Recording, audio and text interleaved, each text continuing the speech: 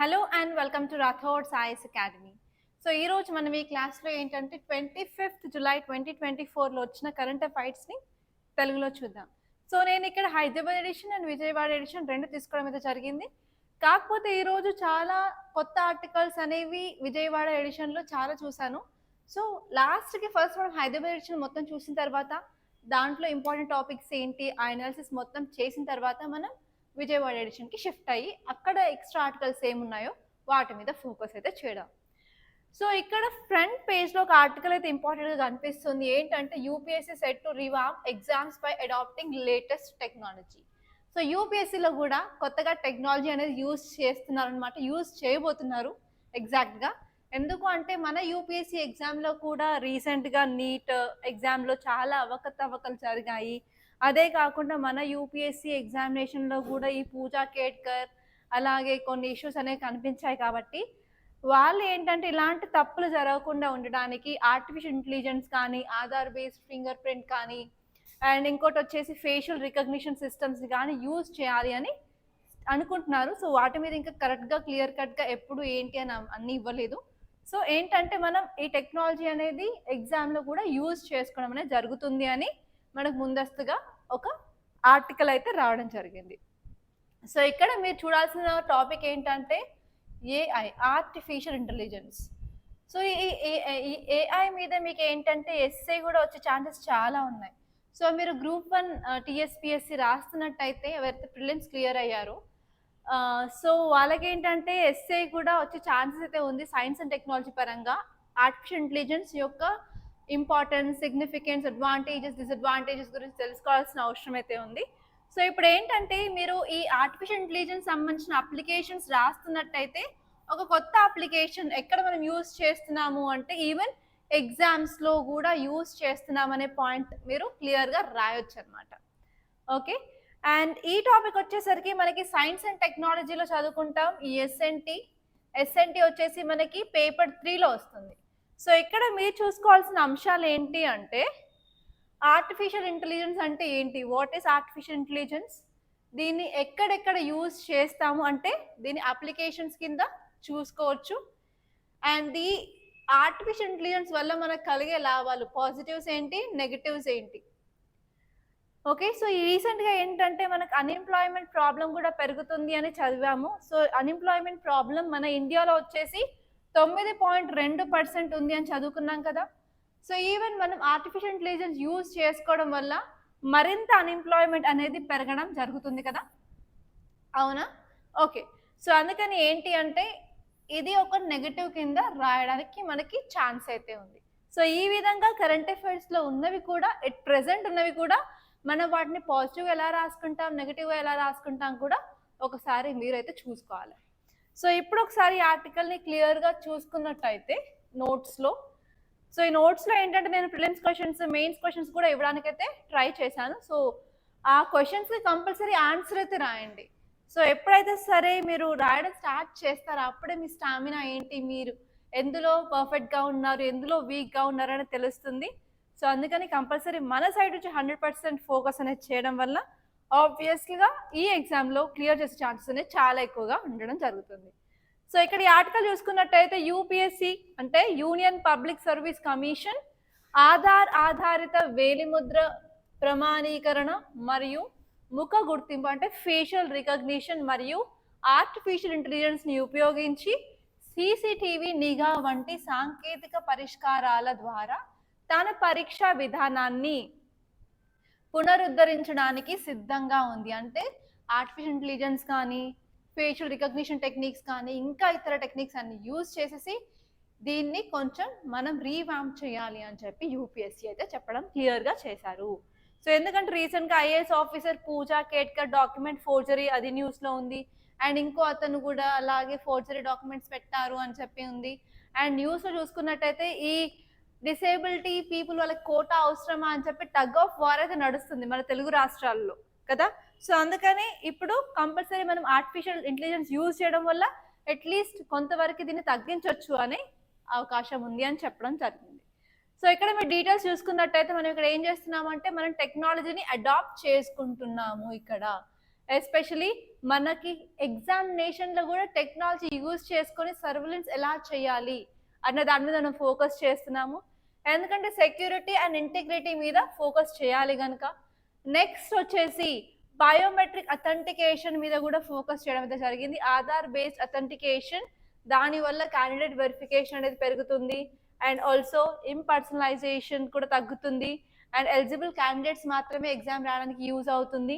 And next వచ్చేసి ఏఐని మనం బాగా యూటిలైజ్ చేసుకోవడం వల్ల ఏంటంటే ఇర్రెగ్యులారిటీస్ ఏమైనా ఉన్నాయా, ప్రాపర్ ఎగ్జామినేషన్ సెంటర్ని మనం ఈజీగా మానిటర్ చేయడానికి ఉంటుంది అని చెప్పారు. అండ్ అదే కాకుండా ఈవెన్ చాలా వరకు చీటింగ్ అలిగేషన్స్ అనేది రావడం జరుగుతుంది. చాలా మంది హైటెక్ కాపీ చేస్తారు అని ఉంటుంది. సో ఈవెన్ ఒక మూవీ ఉంటుంది, ఆ మూవీ పేరు అర్జున్ అనుకుంటా. ఆ మూవీలో ఏంటంటే హైటెక్ కాపీ చేస్తుంటారు స్టూడెంట్స్. వాళ్ళకి ఏంటంటే వాచెస్ యూజ్ చేసుకోవడం, లేకపోతే కళ్ళజోళ్ళు యూజ్ చేసుకోవడం, హైటెక్ కాపీ చేస్తూ ఉంటారు. సో అలా హైటెక్ కాపీ చేస్తూ ఉన్నా కూడా అలాంటి చీటింగ్ అలిగేషన్స్ తట్టుకోవచ్చు. అండ్ నెక్స్ట్ వచ్చేసి స్ట్రాటజిక్ టెండరింగ్ ప్రాసెసింగ్. అంటే ఏంటంటే మనం నార్మల్గా మన ఎగ్జామినేషన్ సిస్టంలో ఏమేమైతే లోపాలు ఉన్నాయో అవన్నీ సరిదిద్దుకోవడానికి మనం ఆర్టిఫిషియల్ ఇంటెలిజెన్స్ అనేది యూజ్ చేసుకోవచ్చు అని చెప్తున్నారు. సో అదనమాట ఈ ఫస్ట్ ఆర్టికల్.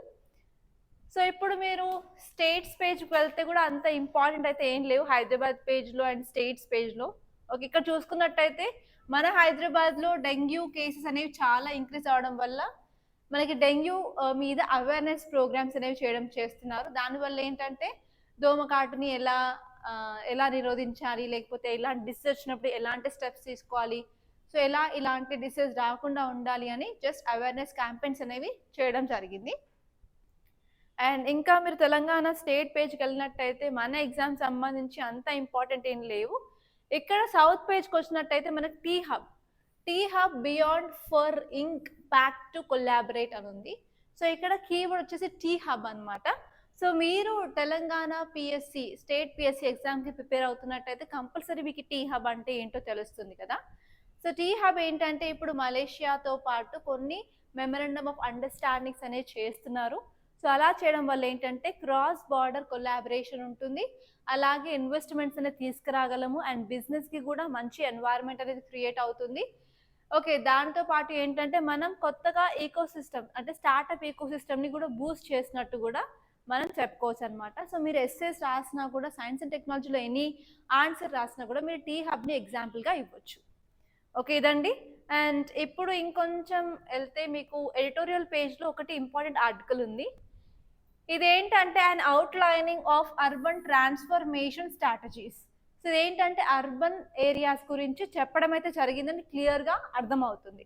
సో కానీ ఇక్కడ మీరు ఏం ఫోకస్ చేయాలి అంటే అర్బన్ ఏరియాస్లో ఉన్న ప్రాబ్లమ్స్ ఏంటి, ఫస్ట్ ఆ ప్రాబ్లమ్స్ ఏంటో తెలుసుకొని ఆ ప్రాబ్లమ్స్ని ఎలా సాల్వ్ చేయాలి, ఎలాంటి మెజర్స్ తీసుకోవాలి అన్నది ఈ ఆర్టికల్లో ఇచ్చింది.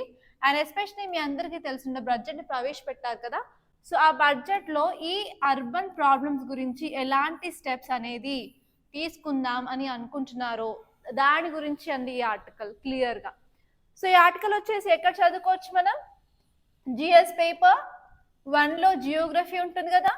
అండ్ ఈ జియోగ్రఫీలో మనకి హ్యూమన్ అండ్ ఎకనామిక్ జియోగ్రఫీ ఉంది కదా. ఆ హ్యూమన్ అండ్ ఎకనామిక్ జియోగ్రఫీలో మనం urbanization, problems of urbanization, reasons of rapid increase of urbanization అవన్నీ చదువుకుంటాం కదా. సో అక్కడ మనకి యూజ్ అవుతుంది. అదే కాకుండా ఏంటంటే ఎకానమీ, మనం బడ్జెట్ మనీ అని చదువుకున్నప్పుడు ఎకానమీలో జిఎస్ పేపర్ 3లో మనం ఈ టాపిక్ అయితే చూడడం జరుగుతుంది. ఎస్పెషల్లీ అది ఎక్కడ వస్తుంది అంటే ఎకనామీలో ఇన్ఫ్రాస్ట్రక్చర్ అనే టాపిక్ మీద మనం ఈ అర్బనైజేషన్, అర్బన్ టెక్నాలజీ అవన్నీ చదువుకోవడం అయితే జరుగుతుంది. అదే కాకుండా మనం science and technology GS paper 3లో కూడా మనం కనెక్ట్ చేసుకోవడం అయితే చేయొచ్చు. సో ఇలా మనం ఈ 3 సబ్జెక్ట్స్లో ఇంటర్లింకింగ్ అనేది చేసుకోవచ్చు, economy, science and technology and Geography. Okay అర్థమైందా. సో ఇప్పుడు మనం ఈ ఆర్టికల్ని క్లియర్గా చూద్దాం. సో ఈ ఆర్టికల్ చూసినట్టయితే రాష్ట్ర ప్రభుత్వాలు వాటి మున్సిపాలిటీలు మరియు పౌరులు కూడా బడ్జెట్లో పేర్కొన్న నిబంధనలను ముందుకు తీసుకువెళ్ళాలి. సో ఈ ఆర్టికల్ ఏం చెప్తుందంటే మన స్టేట్ గవర్నమెంట్స్ కానీ, మున్సిపాలిటీస్ కానీ, సిటిజన్స్ కానీ చాలా ప్రొవిజన్స్ తీసుకోవాలి, దానివల్ల డెవలప్మెంట్ చేయాలి అనుకుంటారు కదా. సో వాటిని అన్నిటిని కొంచెం ముందుకు తీసుకురావాలని అంటున్నారు. సో ఇప్పుడు మనం అర్బన్ ఏరియాస్ మీద ఎందుకు ఫోకస్ చేయాలి అంటే ఈ ఆర్టికల్ ఇంట్రడక్షన్లో కొంత డేటా అనేది ఇవ్వడం జరిగింది సిటీస్ గురించి. ఏంటంటే cities are home to 50 crore అంటే 50 కోట్ల ప్రజలు అనేవాళ్ళు ఇక్కడ సిటీలలో ఉండడం జరుగుతుంది. అందులో ఏంటంటే 36% ఇండియాకి సంబంధించిన పాపులేషన్ ఇది అన్నమాట. ఇదే కాకుండా ఏంటంటే ప్రతి సంవత్సరం 2-2.5% ఏంటంటే ఇంక్రీజ్ అవ్వడం జరుగుతుంది అర్బన్ ఏరియాస్లో ఉన్న పాపులేషన్. సో అలా ఇంక్రీజ్ అవడం వల్ల ఏంటంటే ఒక ప్లాన్ లేకుండా ఎక్స్పాండ్ అయితే అవుతున్నాయి అన్నమాట. ఫర్ ఎగ్జాంపుల్ గలీలలో చిన్న చిన్న సైకిల్స్, మోటార్ సైకిల్స్ వెళ్తాయి కానీ కార్లు, ఆటోలు వెళ్ళవు. ఓకే, సో అలాంటి అన్ప్లాన్డ్ అనేది జరుగుతుంది ఎక్స్పాన్షన్. సో ఈవెన్ ప్రాపర్గా డ్రైనేజ్ సిస్టమ్ ఉండదు. ఒక చిన్న వాన పడితే ఆ రోడ్లు అన్నీ నదులు అయిపోతాయి. అందరూ ఈవెన్ స్విమ్మింగ్ కూడా చేస్తూ ఉంటారు పిల్లలు. ఓకే, సో అందుకని ఏంటంటే మనకి గ్రోత్ అనేది ఫాస్ట్గా అవ్వడం వల్ల ఈవెన్ మన సైడ్ కూడా ఇన్వెస్ట్మెంట్ మీద ఫోకస్ చేయాలి అని చెప్పి ఆర్టికల్ చెప్పడం జరిగింది. And if you see here ఈ ఆర్టికల్ ఏం చెప్తుంది అంటే urbanisation as a growth catalyst. So స్టడీగా చాలా ఫాస్ట్గా ఈ అర్బన్ ఏరియాస్లో అనేది గ్రోత్ అనేది జరగడం వల్ల ఇప్పుడు ఏంటంటే గవర్నమెంట్ ఇన్వెస్ట్మెంట్ అనేది చాలా అవసరం. దాంతోపాటు ఏంటంటే మనం సస్టైనబుల్ అర్బన్ లివింగ్ని కూడా ఫోకస్ చేయాలి.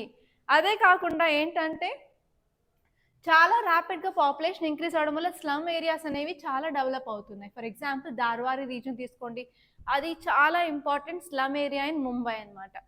సో స్లమ్స్లో ఏముంటాయి, ప్రాపర్గా ఇల్లులు ఉండవు అండ్ ఈవెన్ టాయిలెట్స్ ప్రాపర్గా ఉండవు, అసలు ఏవి ప్రాపర్గా ఉండవు. సో అందుకని ఏంటంటే గవర్నమెంట్ ఏంటంటే ఎస్పెషలీ అర్బన్ ఏరియాస్లో అఫోర్డబుల్ హౌసింగ్ ఇనిషియేటివ్స్ అనేది తీసుకురావడం జరిగింది. సో దాంట్లో ఇంకొంచెం ఎక్కువ బడ్జెట్ అనేది కేటాయించడం జరిగింది. అండ్ అదే కాకుండా మైగ్రెంట్స్ ఉంటారు కదా, సో నార్త్ నుంచి సౌత్కి వచ్చేవాళ్ళు, ఎస్పెషలీ ఇండస్ట్రీలలో, సిమెంట్ ఫ్యాక్టరీలలో, రైస్ మిల్లులలో పనిచేసే వాళ్ళు. సో వాళ్ళకి కూడా ఏంటంటే గవర్నమెంట్ అనేది రెంటల్ హౌసింగ్ సొల్యూషన్స్ కూడా ప్రొవైడ్ చేయడం అయితే జరుగుతుంది. అలా చేయడం వల్ల ఏంటంటే ఈ మైగ్రెంట్ పీపుల్ వాళ్ళు ఫేస్ చేసే ఛాలెంజెస్కి కొంత గొప్ప ఉపశమనం అనేది ఉంటుందన్నమాట. సో నెక్స్ట్ వచ్చేసి ఇన్ఫ్రాస్ట్రక్చర్ ఇన్వెస్ట్మెంట్ ఆపర్చునిటీస్. సో మనం ఏంటంటే అర్బన్ ఇన్ఫ్రాస్ట్రక్చర్ మీద కూడా ఫోకస్ చేస్తున్నాము. దాంతోపాటు ఏమవుతుందంటే నేషనల్ గ్రోత్ని ప్రమోట్ చేయొచ్చు అండ్ పబ్లిక్ ప్రైవేట్ పార్ట్నర్షిప్ని కూడా ఇంప్రూవ్ చేయడం అయితే చేయొచ్చు అనమాట. సో నెక్స్ట్ వచ్చేసి మన అర్బన్ మేనేజ్మెంట్లో కూడా డిజిటల్ ట్రాన్స్ఫర్మేషన్ అనేది తీసుకురావాలా అంటే ప్రాపర్ అర్బన్ గవర్నెన్స్ ఉండాలా, ప్రాపర్టీ ఓనర్స్ ఉండాలా అండ్ ఈవెన్ ఎవ్రీథింగ్ డిజిటలైజేషన్ ఉండాలా. సో ఈవెన్ ఏ సూపర్ మార్కెట్కి వెళ్ళినా కూడా ఏంటంటే వాళ్ళు కంప్యూటరైజ్డ్ బిల్స్ ఇస్తారు. సో అలా ఇవ్వడం వల్ల ఏంటంటే మనకి ఎక్కడైతే లూప్ హోల్స్ ఉన్నాయో అవన్నీ తగ్గించుకోవడానికి అయితే చేయొచ్చు అనమాట. సో అవన్నీ చెప్పినవి. అండ్ ఈవెన్ మనకు అర్బన్ ఏరియాస్లో ఉన్న ఒక ప్రాబ్లం ఏంటంటే చెత్త, ఎక్కడ చూసినా చెత్త అలాగే ఉంటుంది. ఈవెన్ ఏంటి అశోక్ నగర్ తీసుకుని హైదరాబాద్లో ఏ మూలం చూసినా కూడా చెత్త, ఎస్పెషల్లీ ఇంకా కొంచెం వర్షం పడితే అసలు ఎంత గలీజ్ ఉంటుంది రోడ్లన్నీ. ఒక అచ్చమైన తెలంగాణ ఏమంటారు, అది స్లాంగ్ మాట్లాడుతున్నారని ఏమనుకోదు, I'm purely from Telangana. Okay, అంత గలీజ్గా ఉంటాయి అనమాట. సో అందుకని ఏంటంటే మనం ప్రాపర్గా వేస్ట్ని మేనేజ్మెంట్ చేయాలి, వేస్ట్ని ఎనర్జీ కింద కన్వర్ట్ చేసుకోవడానికి ట్రై చేయాలి. దాని మీద కూడా గవర్నమెంట్ అనేది ఫోకస్ చేయాలి అని చెప్పి ఈ బడ్జెట్ అయితే చెప్పడం జరిగింది. సో మీకు ఇక్కడ ఈ టాపిక్కి సంబంధించి ఒక క్వశ్చన్ అయితే ఇచ్చాను. Discuss the roles and responsibilities of state government, municipalities and citizens in implementing provisions outline in budget. So మన బడ్జెట్లో ఉన్న ప్రొవిజన్స్లో ఇలాంటి మున్సిపాలిటీస్ కానీ గవర్నమెంట్స్ కానీ ఎలాంటి రెస్పాన్సిబిలిటీస్ అవి చూసుకోవాలి. అదే కాకుండా మనం ప్రాపర్ కొలాబరేషన్ అనేది ఎలా తీసుకొస్తామో కూడా మీరు రాయాల్సిన అవసరం అయితే ఉంది. సో నెక్స్ట్ పేపర్కి వెళ్ళినట్టయితే మనకి మొత్తం ఒపీనియన్ పేజ్లో 4 ఆర్టికల్స్ మొత్తం బడ్జెట్ మీద వచ్చాయి. సో ఆల్రెడీ వీటి మీద నిన్న టాపిక్స్లో డిస్కస్ చేశాము. అయినా కూడా కొన్ని టాపిక్స్ నిన్న మిస్ అయినవి ఈరోజు కవర్ చేయడానికి అయితే నేను ట్రై చేస్తాను. సో అందుకని మీరు ఒక్కసారి న్యూస్ అనాలిసిస్ చూస్తే కంపల్సరీ ఎవ్రీ డే ఫాలో అవుతున్నట్టయితే నేను ఏ టాపిక్స్ కవర్ చేశాను, ఏ టాపిక్స్ కవర్ చేయలేదో వాటి మీద స్పెషల్ ఫోకస్ అయితే ఉంటుంది. సో అందుకని కంపల్సరీ నేను ఈ ఛానలే కాదు, మీరు ఏ ఛానల్ ఫాలో అయినా కూడా కంపల్సరీ ఎవ్రీ డే ఫాలో అవడానికి అయితే కంపల్సరీ ట్రై చేయండి. సో ఇప్పుడు మీరు ఈ ఆర్టికల్ చూసినట్టయితే a budget that places health on the margins అంటుంది. అంటే ఏంటంటే మన హెల్త్ మీద COVID-19 వల్ల ఏంటంటే మన హెల్త్ డిపార్ట్మెంట్లో ఉన్న ఛాలెంజెస్ ఏంటి, లూప్ హోల్స్ ఏంటో మనకు క్లియర్గా తెలిసింది. సో దాని మీద మనం ఫోకస్ చేయాలి. కాకపోతే ఏంటంటే ఈసారి వచ్చిన బడ్జెట్లో అంత ఎక్కువ దృష్టి అనేది పెట్టలేకపోయింది అని చెప్పి ఈ ఆర్టికల్ అయితే చెప్తుంది. సో ఒక్కసారి మనం దీన్ని క్లియర్గా చూసినట్టయితే మనం ఫోకస్ చేస్తున్నాం economic growth versus health priorities అని. సో ఎకనామిక్ గ్రోత్ అనేది చాలా ఇంపార్టెంట్ కదా ఏ కంట్రీకి అయినా సరే. సో ఎకనామిక్ గ్రోత్ మీద ఫోకస్ చేసినప్పుడు ఏంటంటే ఆ కంట్రీలో ఉన్న సిటిజన్స్ హెల్త్ కూడా అంతే ఇంపార్టెంట్. సో వాటిని అసలు నెగ్లెక్ట్ చేయొద్దు. కానీ ఏంటంటే మనం నెగ్లెక్ట్ చేస్తున్నాము అని చెప్పి ఈ ఆర్టికల్ అయితే చెప్పడం జరిగింది. దానివల్ల ఏంటంటే మనం హెల్త్ బాగా ఉంటే వాళ్ళు ఎక్కువ గంటలు పనిచేస్తారు, వాళ్ళ ప్రొడక్టివిటీ ఇంక్రీజ్ అవుతుంది కదా. సో అదనమాట ఈ ఆర్టికల్ చెప్తుంది. సో నెక్స్ట్ వచ్చేసరికి ఏంటంటే ఇప్పుడు ఫండింగ్ చూసుకున్నట్టయితే ఈ హెల్త్లో వెరీ లెస్ ఉంది, మినిమల్ ఉంది. కాబట్టి ఇది ఒక డిసప్పాయింటింగ్ పాయింట్ అని చెప్తున్నారు. ఫర్ ఎగ్జాంపుల్ నేషనల్ హెల్త్ మిషన్కి కానీ, ఫర్ ఎగ్జాంపుల్ మన దగ్గర పిఎం జన్ ఆరోగ్య యోజన అనే స్కీమ్ ఉంది, that is Ayushman Bharat. So ఈ స్కీమ్స్కి ఫండ్ అలొకేషన్ చాలా తక్కువగా ఉందని చెప్తున్నారు. అండ్ నెక్స్ట్ వచ్చేసి మనకి స్కిల్డ్ వర్కర్స్ కూడా అంత లేరు. నార్మల్గా మనకి హాస్పిటల్కి వెళ్తే ఎవరు గుర్తొస్తారు? డాక్టర్స్, నర్సులు. సో డాక్టర్స్, నర్సుల యొక్క పర్సంటేజ్ టు పాపులేషన్ తీసుకుంటే చాలా తక్కువగా ఉన్నారు ఇండియాలో. సో అందుకని ఏంటంటే ఇది కూడా ఒక ప్రాబ్లం అనమాట మన హెల్త్ కేర్ సెక్టార్లో. దాన్ని కూడా ఇంక్రీజ్ చేయాలి. Number of doctors, number of nurse per patient ration కూడా ఇంక్రీజ్ చేయడం అయితే చేయాలని చెప్పి ఈ ఆర్టికల్ అయితే చెప్తుంది. అదే కాకుండా మనకి ప్రాపర్గా డ్రగ్ ప్రైసింగ్ రీఫార్మ్స్ అనేవి లేవు. ఎందుకంటే మనము ఎక్కువ బ్రాండెడ్ డ్రగ్స్ మీద డిపెండ్ అవుతున్నాము, జెనరిక్ డ్రగ్స్ మీద కాదు. సో బ్రాండెడ్ డ్రగ్స్ అయ్యేసరికి చాలా కాస్ట్గా ఉంటాయి compare to that of generic drugs. So అందుకని మనం ఎప్పుడైనా సరే జెనరిక్ డ్రగ్స్ మీద ఫోకస్ చేయాలి అండ్ దాని మీద కూడా తగిన అవగాహన అనేది తీసుకురావాల్సిన అవసరం అయితే ఉంది. సో నెక్స్ట్ వచ్చేసి అగ్రికల్చర్ మీద కూడా కొన్ని పాజిటివ్ స్టెప్స్ అయితే తీసుకుంటున్నారు. For example climate resilient agriculture మీద ఫోకస్ చేస్తున్నారు. అండ్ ఇలా అగ్రికల్చర్ మీద ఫోకస్ చేయడం అంటే దానివల్ల ఏంటంటే ఫుడ్ సెక్యూరిటీని ఎన్షూర్ చేయొచ్చు అండ్ ఎన్వైరన్మెంట్ సస్టైనబిలిటీని కూడా మనం మెయింటైన్ చేయొచ్చు అనమాట. సో అదే కాకుండా ఇప్పుడు ప్రాబ్లం ఏంటి అంటే మనకి ఏదైతే సరే హెల్త్కి ఇచ్చిన బడ్జెట్లో మనకి తక్కువ అలాట్మెంట్ అనేది ఇవ్వడం జరిగింది. సో ఇదనమాట ఒక ఇంపార్టెంట్ ప్రాబ్లం ఇప్పుడు మనకి. సో ఇక్కడ నేను క్వశ్చన్ ఇచ్చాను, ఆరోగ్యాన్ని మార్జిన్లపై ఉంచే బడ్జెట్ యొక్క చిక్కులను విమర్శనాత్మకంగా విశ్లేషించండి, ప్రజారోగ్య ఫలితాలపై సంభావ ప్రభావాలను చర్చించండి, అలాగే ఆర్థిక ప్రణాళికలో ఆరోగ్యం కేంద్రంగా ఉండేలా చర్యలు తీసుకోవాలని సూచించండి, మీ వాదనలకు మద్దతు ఇవ్వడానికి గల ఉదాహరణలు అందించండి. సో ఈ క్వశ్చన్కి కూడా కంపల్సరీ ఆన్సర్ అయితే రాయడానికి అయితే ట్రై చేయండి. అండ్ నెక్స్ట్ వచ్చేసి a big transformation towards the transformation of various sectors. So ఏంటంటే మన వేరియస్ సెక్టార్స్లో ఏంటంటే ట్రాన్స్ఫర్మేషన్కి ఈసారి బడ్జెట్ అనేది ఫోకస్ చేయడం అనేది చూసాము అని ఈ ఆర్టికల్ చెప్తుంది. సో ఒక్కసారి ఈ ఆర్టికల్ చూసుకుంటే 22, 24, 25 బడ్జెట్ ఉద్యోగాల కల్పన. సో వాళ్ళు ఏంటంటే ఎంప్లాయ్మెంట్ జనరేషన్ మీద ఫోకస్ చేస్తున్నారు. నెక్స్ట్ వచ్చి నైపుణ్యం అంటే స్కిల్ ఇంప్రూవ్ చేయడం మీద. అండ్ నెక్స్ట్ వచ్చేసి సర్వీస్ సెక్టార్ కూడా మీద కూడా వీళ్ళు ఫోకస్ అయితే చేశారు. సో ఎస్పెషలీ మనం ఎకనామిక్ గ్రోత్ ఎలా తీసుకురావాలి అనుకున్నాము అంటే మనం ఒక్కసారి స్కిల్ కనుక ఇంప్రూవ్ చేసినట్టయితే స్టూడెంట్స్ది ఆటోమేటిక్గా వాళ్ళకి జాబ్స్ వస్తాయి, జాబ్స్ వస్తే వాళ్ళ ఇన్కమ్ వస్తుంది, ఆ ఇన్కమ్ మనకి జీడిపిలో కన్వర్ట్ అవుతుంది. అండ్ నెక్స్ట్ వచ్చేసి మన ఎనర్జీ సెక్టార్ని కూడా రీవైటలైజ్ చేద్దాము అనుకుంటున్నాము. ఎందుకంటే మన క్లైమేట్ చేంజ్ అవుతుంది, మన కార్బన్ న్యూట్రాలిటీ ఒక టార్గెట్ వచ్చేసి 2070 అంటే 2070వ సంవత్సరం. సో అందుకని ఏంటంటే మనం ఎస్పెషలీ క్లీన్ ఎనర్జీ మీద ఫోకస్ అయితే చేస్తున్నాము. అది ఎక్కడ అంటే solar energy and nuclear energy మీద ఫోకస్ అయితే చేయడం జరిగింది. దానివల్ల ఏంటంటే లాంగ్ టర్మ్ సస్టైనబిలిటీ ఉంటుంది, అలాగే ఎన్వైరన్మెంటల్ స్టెబిలిటీ కూడా ఉండడం జరుగుతుంది. సో నెక్స్ట్ వచ్చేసి మనం హెల్త్ కేర్ యాక్సెసిబిలిటీ మీద కూడా ఫోకస్ అయితే చేస్తున్నాము. ఫర్ ఎగ్జాంపుల్ మనం కస్టమ్ డ్యూటీస్ని డిక్రీజ్ అయితే చేస్తున్నాం. ఫర్ ఎగ్జాంపుల్ నిన్న చదువుకున్న ఆర్టికల్స్లో గోల్డ్ మీద అండ్ సిల్వర్ మీద అయితే 6% కస్టమ్ డ్యూటీ అనేది తగ్గించారు. అదే కాకుండా కొన్ని ఎసెన్షియల్ మెడిసిన్స్ మీద కూడా ఎస్పెషల్లీ క్యాన్సర్కి సంబంధించిన మెడిసిన్స్ మీద కూడా డ్యూటీ అనేది తగ్గించడం జరిగింది. దానివల్ల ఏంటంటే లైఫ్ సేవింగ్ టెక్నాలజీస్ అనేవి ఈజీగా పీపుల్కి అందుబాటులో ఉంటాయని చెప్తున్నారు. అదే కాకుండా ఉమెన్కి సంబంధించి కూడా చాలా స్కీమ్స్ అనేవి ముందుకు తీసుకురావడం జరిగింది ఈసారి. ఎస్పెషలీ ఈక్విటబుల్ గ్రోత్ కోసమైనా సరే, ఉమెన్కి హెల్త్కి సంబంధించిన స్కీమ్స్ అన్నా కూడా. సో నిన్న మన క్లాస్ 2 ఆల్రెడీ అవన్నీ డిస్కస్ చేసాం. సో నెక్స్ట్ వచ్చేసి కొలాబరేషన్ మీద ఫోకస్ చేస్తున్నాము. అంటే పబ్లిక్ ప్రైవేట్ పార్ట్నర్షిప్ని కూడా మనం ముందుకు తీసుకురావడానికి చాలా ట్రై అనేది చేస్తున్నాం అని చెప్పి చెప్తుంది. అదే కాకుండా రీసెర్చ్ అండ్ డెవలప్మెంట్లో ఇంతకుముందు 0.7% ఆఫ్ జీడిపి అనేది స్పెండ్ చేశాము, కానీ దాన్ని కాస్త ఇంక్రీజ్ చేయడం జరిగింది అని చెప్తుంది. అండ్ నెక్స్ట్ వచ్చేసి ఎంప్లాయ్మెంట్ అండ్ ఎడ్యుకేషన్ మధ్య కూడా ఉన్న గ్యాప్ని తగ్గించాలి అని చెప్తుంది. So Manoj, you can read. So I will take English after this. Okay, that English analysis తర్వాత తీసుకుంటాను, ఇది అయిపోయిన తర్వాత. Okay, and here the question is, భారతదేశంలో అత్యంత నైపుణ్యం కలిగిన శ్రామిక శక్తి అభివృద్ధి చేయడంలో ఇంటర్నల్ షిప్స్లు మరియు పరిశోధనల పాత్రను చర్చించండి. అదే కాకుండా మనకి ఈ అవకాశాల యొక్క ప్రస్తుత స్థితిని అంచనా వేయండి మరియు వాటి ప్రభావాన్ని పెంచడానికి చర్యలను సూచించండి. సో ఇలా అన్నమాట ఈ క్వశ్చన్ ఆన్సర్ అయితే చేయడానికి అయితే ట్రై చేయండి. సో నెక్స్ట్ క్వశ్చన్ వచ్చేసి, నిన్న మనం ఫార్మర్స్ గురించి ఏం డిస్కషన్ అయితే చేయలేదు కాబట్టి సో ఒక ఆర్టికల్ అనేది ఫార్మర్స్ గురించి వచ్చింది ఈరోజు. సో మన బడ్జెట్లో ఈ ఫార్మర్స్ గురించి ఎలా చెప్తున్నారో సో ఒకసారి దాన్ని క్లియర్గా చూద్దాం.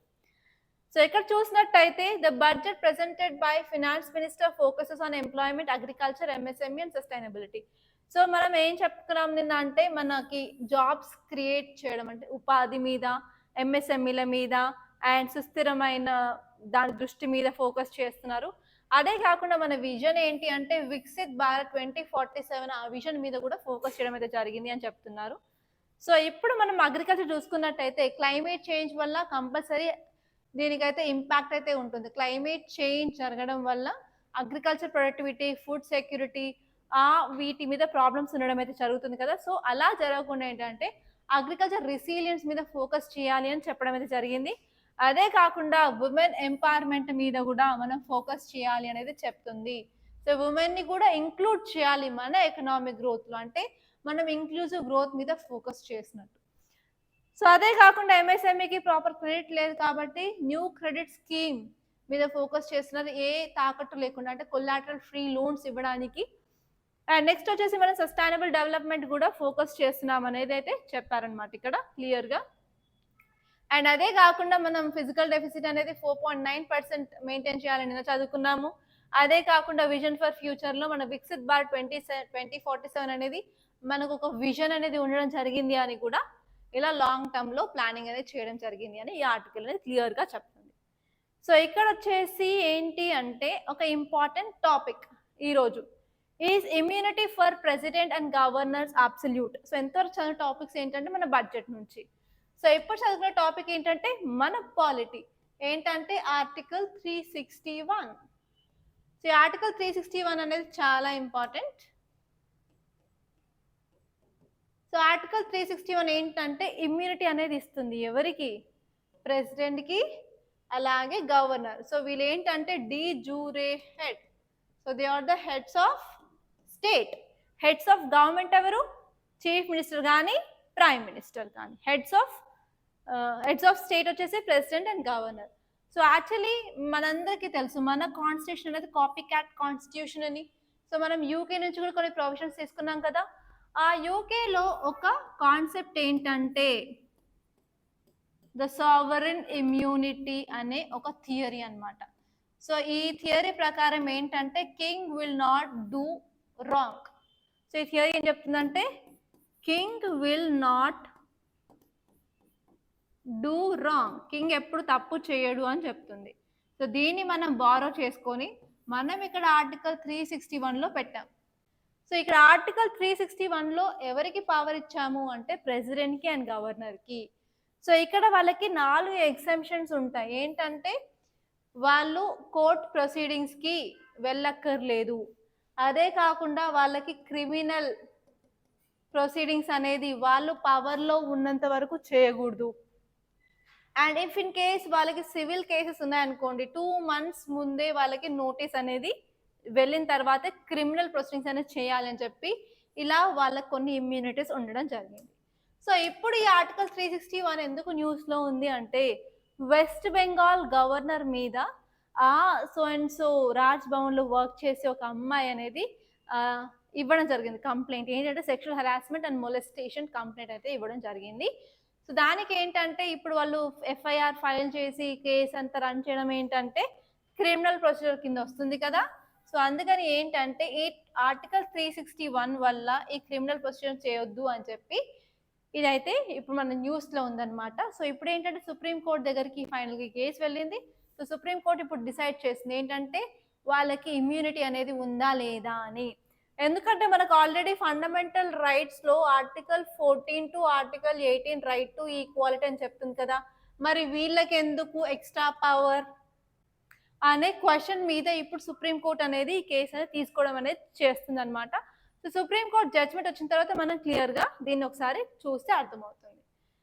సో ఈ ఆర్టికల్ ఏం చెప్తుందంటే అధికరణం కింద రాష్ట్రపతి అండ్ గవర్నర్ల కంబలి ఇది రోగ నిరోధక శక్తి కాదు, యాక్చువల్లీ ట్రాన్స్లేట్లో కొడితే ఇది వచ్చింది, కానీ ఇది ఏంటంటే ఇమ్యూనిటీ అనమాట. రోగ నిరోధక అంటే ఇమ్యూనిటీ కదా. సో ఇలా గూగుల్ ట్రాన్స్లేట్లో కూడా కొన్ని తప్పులనే రావడం జరుగుతుంది. So I can't do anything. So ఏంటంటే వీళ్ళకి ఇమ్యూనిటీ అనేది ఆర్టికల్ 361లో ఉంది. సో దీన్ని ఇప్పుడు ఏంటంటే ఇది కాన్స్టిట్యూషన్ మొరాలిటీనా, ఇది ఫెయిర్నెస్సా, ఇది అకౌంటబుల్లా కాదా అని క్వశ్చన్స్ అనేవి ఇప్పుడైతే ఉన్నాయన్నమాట. సో ఈ ఆర్టికల్ చూసుకున్నట్టయితే ఒక క్వశ్చన్ అనేది ఫైల్ చేశారు పిటిషన్ లాగా. ఏంటి అంటే ఒక కాంట్రాక్ట్ వర్కర్ ఉమెన్ ఎంప్లాయీ అనేది రాజ్ భవన్లో వర్క్ చేస్తుంది. ఆమె అక్యూజ్ చేసింది వెస్ట్ బెంగాల్ గవర్నర్ మీద, అతను సెక్షువల్ హెరాస్మెంట్ చేశాను అండ్ మొలెస్టేషన్ చేశారు అని. సో ఇప్పుడున్న క్వశ్చన్స్ ఏంటంటే ఇమ్యూనిటీ వర్సెస్ అకౌంటబిలిటీ. సో వీళ్ళకి ఏంటంటే ఇమ్యూనిటీ అనేది ఆర్టికల్ 361 కింద రావడం అయితే జరిగింది. దానివల్ల ఏంటంటే ఇప్పుడు question constitutional moralities and citizens right యొక్క అథారిటీ ఏంటి, మనకు బ్యాలెన్స్ ఆఫ్ పవర్ ఏంటి అనే క్వశ్చన్ అయితే ఉంది. సో ఇది ఎక్కడ తీసుకున్నాము అంటే king cannot do any wrong అని ఈ కాన్సెప్ట్ అనేది the concept of sovereign immunity మనం యూకే నుంచి తీసుకున్నాం అనమాట. సో ఇది కూడా మీ క్వశ్చన్లో వచ్చే ఛాన్సెస్ అయితే ఉన్నాయి. అండ్ ఇక్కడ వచ్చేసి జెండర్ వయలెన్స్ ఇంప్లికేషన్స్. సో ఇలా ఏంటంటే ఇలా జెండర్ వయలెన్స్ చేసినప్పుడు కూడా వాళ్ళకి ఇమ్యూనిటీ అనేది వర్తిస్తుందా లేదా అని ఇప్పుడు ఒక పెద్ద క్వశ్చన్ అనమాట. సో నెక్స్ట్ వచ్చేసరికి constitution morality. So even supreme కోర్ట్కి మనం వెళ్ళినట్టయితే మనకు న్యాయం జరుగుతుందా లేదా, సో ఇది అకార్డింగ్ టు అవర్ కాన్స్టిట్యూషనా కాదా, సో ఇది నల్ అండ్ వాయిడా, సో మనది ఫాలో అవ్వచ్చా లేదా అని చాలా చాలా క్వశ్చన్స్ అనేవి ఇప్పుడు వెలుగులోకి వస్తున్నాయి. సో మనం సుప్రీం కోర్ట్ జడ్జ్మెంట్ ఇచ్చేదాకా అయితే వెయిట్ చేయాలన్నమాట. సో ఇక్కడ నేను క్వశ్చన్స్ ఇచ్చాను ఏంటంటే which of the following statements regarding article 361 of Indian constitution అని. అండ్ నెక్స్ట్ క్వశ్చన్ వచ్చేసి under article 361 of Indian constitution which of the following provided to president and governor. Very simple అండి. So రాయడానికి అయితే try చేయండి. అలాగే నేను ఇక్కడ ఇంకొక మెయిన్స్ క్వశ్చన్ కూడా ఇవ్వడం చేశాను. సో కంపల్సరీ ఆన్సర్స్ రాయడం, ప్రిలిమ్స్ క్వశ్చన్స్కి ఆన్సర్స్ అయితే కంపల్సరీ చెప్పడానికి అయితే ట్రై చేయండి.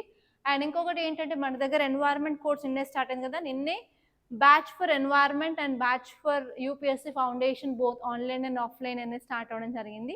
సో మీరు కనుక ఇంట్రెస్టింగ్గా ఉన్నట్టయితే so coaching plays a very important role. And ఒక విషయం చెప్పాలనుకుంటున్నాను, నేనైతే చాలా హ్యాపీగా ఉన్నాను ఎందుకంటే మా దగ్గర ఆఫ్లైన్ స్టూడెంట్స్ చాలా తక్కువే, అయినప్పటికీ కూడా వాళ్ళ యొక్క టాలెంట్కి వాళ్ళ యొక్క రెస్పాన్స్కి నేను చాలా హ్యాపీగా ఉన్నాను. సో వాళ్ళు ఈవెన్ ఆన్సర్స్ రాస్తున్నారు, ఎస్సేస్ రాస్తున్నారు, వాళ్ళకి కరెంట్ అఫైర్స్లో ఏం అవుతుందో కూడా అర్థం చేసుకోగలుగుతున్నారు. అండ్ ఈవెన్ కరెంట్ అఫైర్స్ని కూడా ఈజీగా వాళ్ళంతలో వాళ్ళే స్వతహాగా కూడా చదివే స్టేజ్కి జస్ట్ 1.5 monthలో రావడానికి నాకు చాలా చాలా హ్యాపీగా ఉంది. అండ్ దాని వెనక నా కృషి కూడా చాలా ఉంది.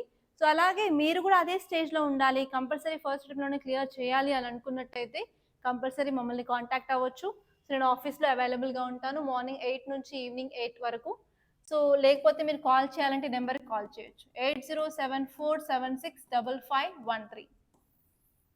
ఓకే. అండ్ మనం ఒకసారి న్యూస్ పేపర్ చూసుకున్నట్టయితే ఇంకా కొన్ని ఆర్టికల్స్ కూడా ఉన్నాయి, అన్ని కవర్ చేయలేకపోయాను. సో ఏంటంటే India committed to FTA with UK says Modi. So ఇక్కడ కీవర్డ్ వచ్చేసి ఎఫ్టీఏ.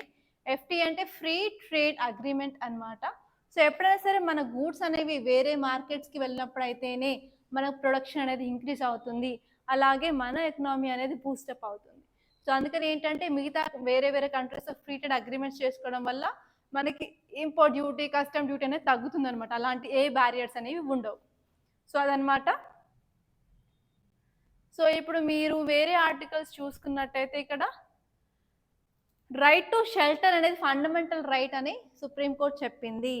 సో ఇలా మీకు క్వశ్చన్ రావచ్చు, రైట్ టు షెల్టర్ అది ఏ ఆర్టికల్కి సంబంధించింది అని. అది ఆర్టికల్ 21కి సంబంధించింది అని చెప్పి ఎప్పుడు సుప్రీంకోర్టు అనేది జడ్జ్మెంట్ ఇచ్చారు ఈరోజే నిన్న. సుప్రీంకోర్టు ఏం చెప్పింది అంటే balance to be struck between railway infrastructure development and to be the doorway of hills for Uttarakhand. And fundamental right to shelter is nearly 50,000 people accused of illegally living on railway land. They are also human beings. So ఏంటి అంటే railway infrastructure development చేయాలనుకున్నప్పుడు ల్యాండ్ని తీసుకోవాలి, ల్యాండ్ని develop చేయాలి కదా. So అలా చేయడం వల్ల ఏంటంటే చాలా మందికి రైట్ టు షెల్టర్ అనేది ఉండట్లేదు. కానీ రైట్ టు షెల్టర్ అనేది ఫండమెంటల్ రైట్ అని చెప్పి సుప్రీం కోర్ట్ అయితే చెప్పడం జరిగింది. సో దాంతోపాటు ఇక్కడ ఒక ఆర్టికల్ చూసుకున్నట్టయితే grass lands in Kutch likely to host cheetahs from Africa. So already మనకి చీతా రీఇంట్రడక్షన్ ప్రాజెక్ట్ అనేది ఆల్రెడీ ఎంపీలో చేశారు లాస్ట్ ఇయర్. మనం ఏంటంటే south Africa and Africa continent నుంచి 20 చీతాస్ అయితే తీసుకురావడం జరిగింది. కానీ ఏంటంటే కొన్ని చీతాస్ అయితే చనిపోవడం జరిగింది ఇన్ఫెక్షన్స్ వల్ల. కానీ ఏంటంటే ఇప్పుడు అక్కడ నుంచి అండ్ మళ్ళీ ఇంకొక ఏరియాలో కూడా మనం సెలెక్ట్ చేసుకొని మనం చీతాస్ అయితే తీసుకురావాలనుకుంటున్నాం ఆఫ్రికా నుంచి. ఆ రీజన్ ఏంటంటే Banni grassland. So cheetahs top predators అన్ని చాలా వరకు గ్రాస్ ల్యాండ్స్లో ఉంటాయి అన్నమాట. సో అది మీరు ఎన్వైరన్మెంట్ చదువుకుంటారు, అలాగే జోగ్రఫీలో కూడా చదివే ఛాన్సెస్ అయితే ఉన్నాయి. అండ్ ఇక్కడ ఈ ఆర్టికల్ వచ్చేసి ICMR ready to transfer technology of a breakthrough TB detection system. So ఈ ఐసీఎంఆర్ ఏంటి అంటే Indian council of medical research. So ఇది ఏం చేస్తుంది అంటే affordable, faster, easy to test technology for detection of tuberculosis. So ట్యూబర్క్లోసిస్ని detect చేయడానికి నార్మల్గా మనకి డిఫరెంట్ టెక్నిక్స్ ఉంటాయి. బ్లడ్ తీసి బ్లడ్ నుంచి కల్చర్ చేసి ఆ కల్చర్ అయిన తర్వాత ఆ ఆర్గానిజం ఏంటో ఐడెంటిఫై చేస్తావు. సో నార్మల్గా ఏంటంటే ఈజీగా రెడీ టు టెస్ట్, లైక్ మనకి ప్రెగ్నెన్సీ కిట్స్ ఉన్నాయి, జస్ట్ యూరిన్ డ్రాప్స్ 3 చేస్తే మనకి ప్రెగ్నెంటా కాదని తెలిసిపోతుంది. సో అలాగే ఈవెన్ కోవిడ్-19 కూడా ఏంటంటే నోస్లో ముక్కులో పెట్టి తిప్పి దాన్ని తీసుకొచ్చి వాటర్లో వేస్తారు, ఆ లిక్విడ్ తెస్తే అదే కిట్లో వేస్తే 2 లైన్స్ వస్తే ఉన్నట్టు లేదు, 1 లైన్ వస్తే లేనట్టు కదా. సో అలాగే ఏంటంటే ఫాస్ట్గా అఫోర్డబుల్గా టీబీ డిటెక్షన్ టెస్ట్లకు కూడా మన దగ్గర ఒక టెక్నాలజీ వచ్చిందని చెప్పడం అయితే జరిగింది. సో ఇదేంటంటే అగైన్ CRISPR-Cas9 టెక్నాలజీ బేస్డ్ అనమాట. సో ఇవండి ఇంపార్టెంట్ ఆర్టికల్స్. ఇప్పుడు మీరు విజయవాడ పేజ్లోకి వెళ్ళినట్టయితే ఇక్కడ చూసుకున్నట్టయితే కృష్ణా రివర్లో వాటర్ పెరగడం వల్ల సంగమేశ్వర టెంపుల్ అనేది సబ్మర్జ్ అయింది అని చూపిస్తున్నారు. సో ఇక్కడ సంగమేశ్వర టెంపుల్ ఎక్కడుంది, ఏ దేవాలయం అండ్ ఇది ఏ టెంపుల్ ఆర్కిటెక్చర్కి సంబంధించిందని ఒకసారి చూసుకోండి అది. అండ్ మీరు ముందుకు వెళ్ళినట్టయితే ఆల్మోస్ట్ ఇంకా సేమే ఉంటాయి ఆర్టికల్స్. ఈ 2 టాపిక్స్ చెప్పాను, ఇది కూడా చెప్పాను. ఓకే, అంతే అండి ఈరోజు మన పేపర్లో వచ్చిన ఇంపార్టెంట్ ఆర్టికల్స్. ఇంతటితో నేను ముగిస్తున్నాను. Thank you so much for watching. And compulsory ఈ వీడియోని లైక్ చేయండి అండ్ అలాగే మీ ఫ్రెండ్స్ కూడా షేర్ చేయండి. అండ్ తప్పకుండా మన కొత్త ఛానల్ని అయితే మీ సపోర్ట్ అయితే కంపల్సరీ కావాలి. సో కంపల్సరీ సబ్స్క్రైబ్ అయితే చేసుకోండి. Thank you so much.